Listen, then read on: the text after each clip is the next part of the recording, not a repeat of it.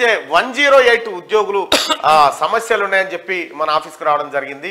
108 ఉద్యోగులకు ఉన్నటువంటి సమస్యలు ఏంది? ఇప్పటిదాకా కేసీఆర్ ప్రభుత్వం 108 అసలు ఉన్నదా చచ్చిపోయిందా అనేటువంటి పరిస్థితికి తీసుకొచ్చిండు. ఆ ఉద్యోగుల సమస్యలు వర్ణనాతీతం.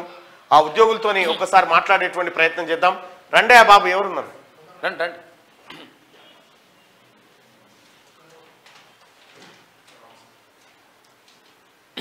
దా దా దా త్వరగా రా. వీళ్ళంతా 108 ఇట్రా ఇట్రా ఇట్రా. చాలు చాలు. ఏమైంది చెప్పు త్వరగా. ఇవి బంద్ చేసి సమస్యలు చెప్పు. ఇవి నాకు తెలంగాణ రాష్ట్రంలో 108 కార్మిక చట్టాలు అమలు చేయకుండా జీవీకేఎంఆర్ఐ వేధిస్తున్నది. 2016లో రాష్ట్ర ప్రభుత్వం 10% హైక్ చేసినా కూడా జీవీకేఎంఆర్ఐ ఇవ్వకుండా వాళ్ళే మేనేజ్మెంట్ వాళ్ళే దోసుకొని తినడం జరిగింది.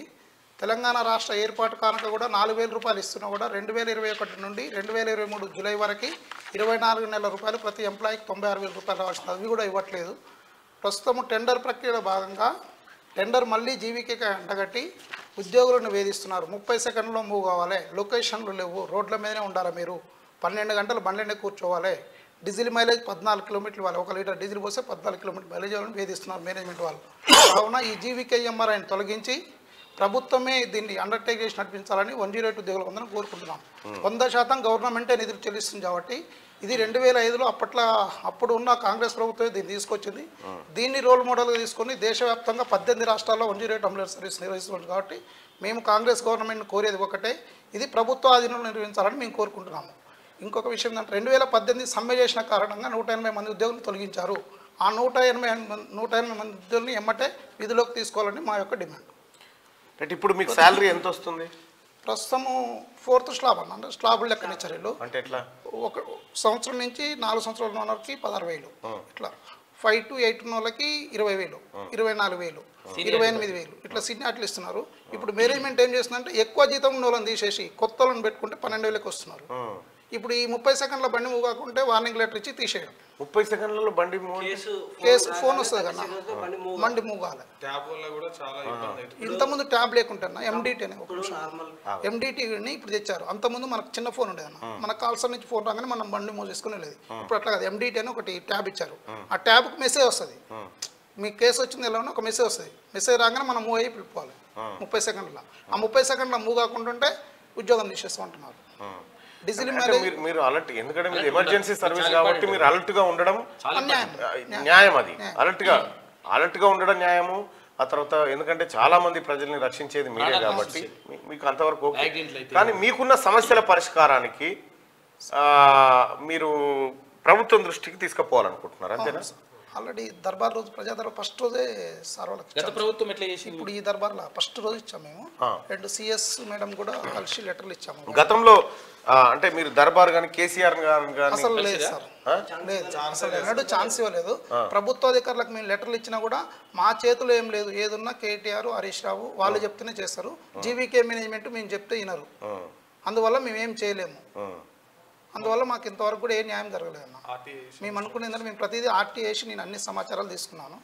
అన్ని సమాచారాలు తీసుకొని అన్ని ఎవిడెన్స్లతో కూడా ఏసీపీకి కూడా అంత నివేదిక ఇచ్చాను. దీని మీద మొత్తం అవినీతి ఇంత వీళ్ళు ఈ జీవీకే వాళ్ళు ఎందుకు ఎక్కువ డబ్బులు మీకు ఎట్లా న్యాయం చేస్తున్నారు?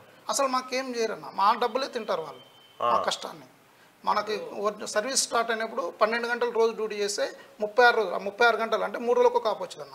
ఈ రోజు సత్యం రామలింగరాజు నిర్వహించిన రోజు దీని సర్వీస్ మంచిగా ఉందన్న. ఎప్పుడైతే రామలింగరాజు కొలాప్స్ అయ్యి 2009లో జీవీకోళ్ళు ఎంటర్ అయ్యారో అప్పటి నుండి 48 గంటలకు ఒక ఆఫ్, ఇప్పుడు వారానికి ఒక ఆఫ్. తెలంగాణ రాష్ట్ర ప్రభుత్వం వచ్చినాక 12 గంటల రోజు అంటే 72 గంటలకు ఒక. కార్మిక చట్టాలు ఏం చెప్తున్నాయంటే వారానికి 48 గంటలు మించి డ్యూటీ చేయకూడదు.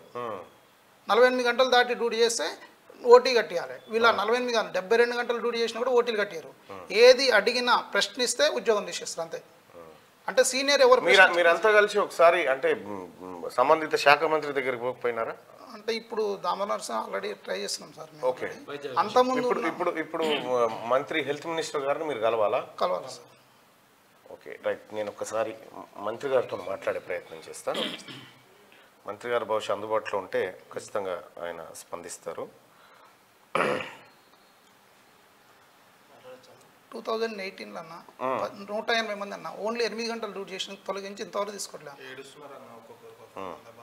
ఇప్పుడు ఈ ట్యాబ్ సిస్టమ్ వల్ల జనాలకు సర్వీస్ కరెక్ట్ అవుతలేదు. అంత లేదు.